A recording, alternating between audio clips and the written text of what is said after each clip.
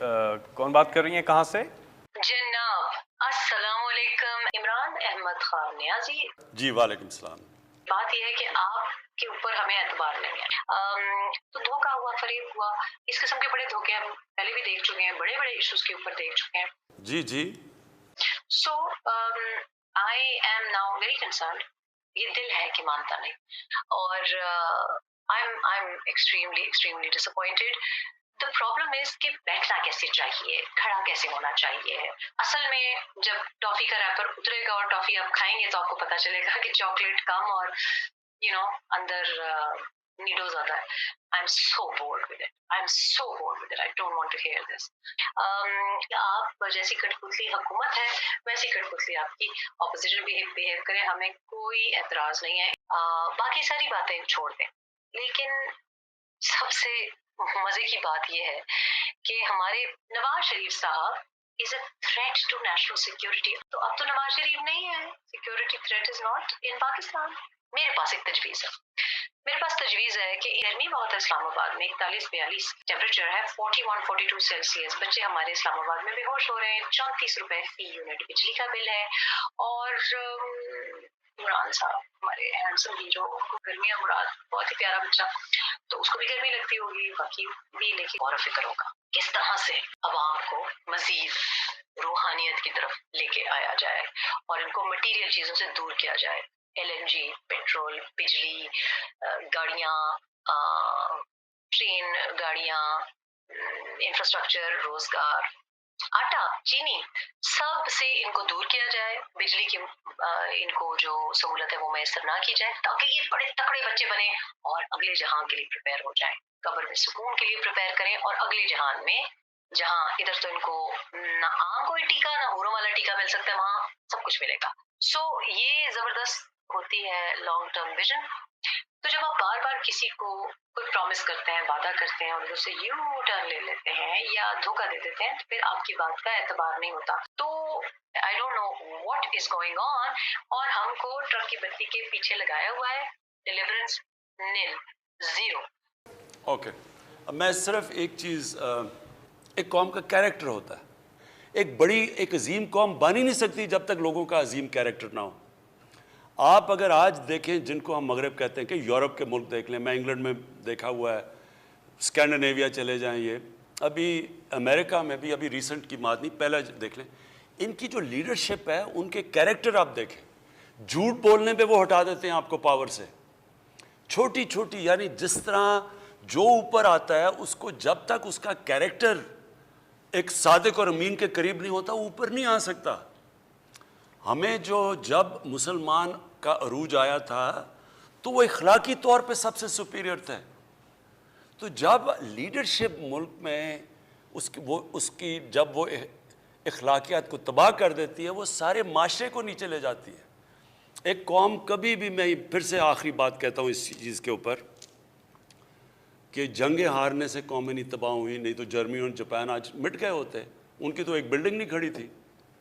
और कभी भी माशी बुरान आता तो कौम तबाह नहीं होती। लेकिन जब आप कौम की इखलाकियात ख़त्म करते हैं, जब अच्छे बुरे की तमीज़ ख़त्म कर देते हैं, जब कहते हैं जी अगर खाता तो लगाता भी है, प्राइम मिनिस्टर को ये कहते हैं, जब वो जी वो जरदारी सब पे भारी, कोई फिक्र नहीं कि उसके ऊपर फेक अकाउंट्स का 100 अरब रुपए के केसेस, और पता नहीं इनके ऊपर बाहर मजमून छपे हुए हैं इनकी करप्शन पे, दोनों लीडर्स के ऊपर।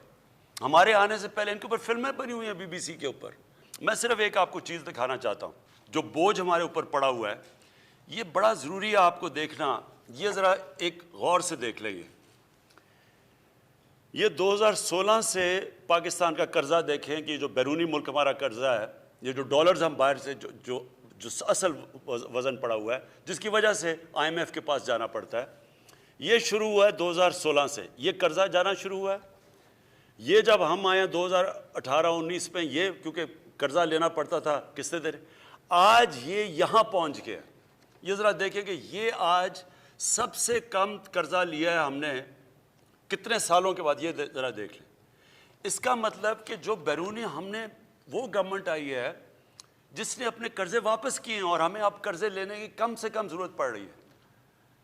और इसलिए ये ज़रा सारे घबराए हुए हैं कि ये किसी तरह अब तो गवर्नमेंट, अब फिर से इकट्ठे हो जाओ, کسی طرح گورنمنٹ کو گرا دو، لیکن یہ بہرحال کامیاب نہیں ہوگا. میں چاہوں گا کہ حماد آپ پلیز صرف تاکہ لوگوں کو سمجھ آ جائے کہ یہ جو گروتھ ریٹ آئی ہے تقریباً 4%، یہ کس کے اوپر بیس کی گئی ہے. تو حماد پلیز بتائیں. شکریہ وزیر اعظم صاحب.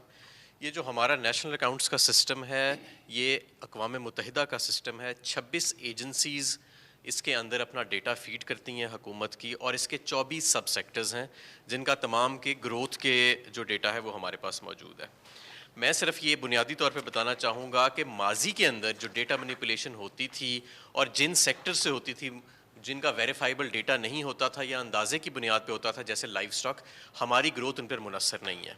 ہماری انڈسٹری کا ڈیٹا اس میں دکھا رہے ہیں کہ 3.5% گرو کر رہی ہے، ایگریکلچر 2.7% کر رہا ہے، اور سروسز جہاں پہ یہ سارے پروڈکٹس جا کے بکتے ہیں وہ 4.4% کر رہا ہے. جو بیرونی قرضے بڑھنے کی رفتار ہے، جب ہم آئے تھے تو $11 ارب سالانہ اس کے اندر انکریز آ رہا تھا، اور اب آپ نے گراف میں دکھایا کہ اس سال وہ صرف $3.5 ارب کے قریب ہوئے گا. جو کیونکہ ہمارے خسارے کم ہو رہے ہیں تو ہمیں بیرونی قرضہ بھی اس کو فائنینس کرنے کے لیے کم لینا پڑ رہا ہے.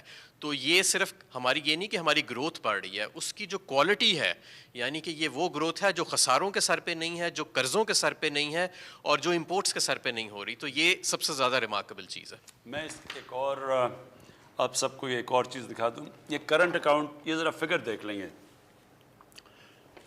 یہ شروع ہوا 2011 کے اندر کرنٹ اکاؤنٹ یعنی سرپلس پہ تھا، یعنی ہمارا خسارہ نہیں تھا. یہ 2011 ہے. اس کے بعد یہ دیکھیں کہ یہ بڑھتا گیا ہے، اور جب ہمیں گورنمنٹ ملی ہے 2018 میں، یہ دیکھیں یہ سب سے بڑا 18.2% ہمارا کرنٹ اکاؤنٹ ڈیفیسٹ تھا، خسارہ تھا. اب یہ دیکھیں کہ یہ 2011 کے بعد یہ پہلی دفعہ یہ سرپلس پہ گیا. یہ آپ دیکھ رہے ہیں. یہ تو اس کا مطلب کہ جو حماد نے سب سے بڑی بات کی کہ دیکھیں گروتھ تو تب بھی ہو سکتی ہے، آپ جیل بنانے شروع ہو جائیں سارے ملک میں تو گروتھ اوپر چلی جائے گی. کوالٹی آف گروتھ ہوتی ہے. آپ امپورٹ کرتے رہیں چیزیں، $60 ارب کی امپورٹ کر کے گروتھ اوپر کر دیں، وہ تو ملک کرائسس میں چلا جائے گا. یہ جو آپ دیکھ رہے ہیں کہ کرنٹ اکاؤنٹ خسارے میں چلا جائے گا، روپیہ گرنا شروع ہو جائے گا.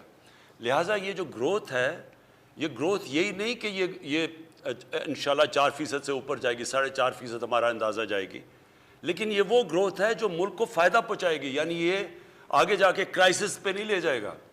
تو جب ایک لیڈرشپ پہ اس طرح کے لوگ آتے ہیں، وہ کرتے کیا؟ وہ ساروں کو ہی کہتے ہیں کہ جی آوے کا آوا بگڑا ہوا ہے تو ہم ہیں ہی ایسے، ہم تو ہیں ہی کرپٹ.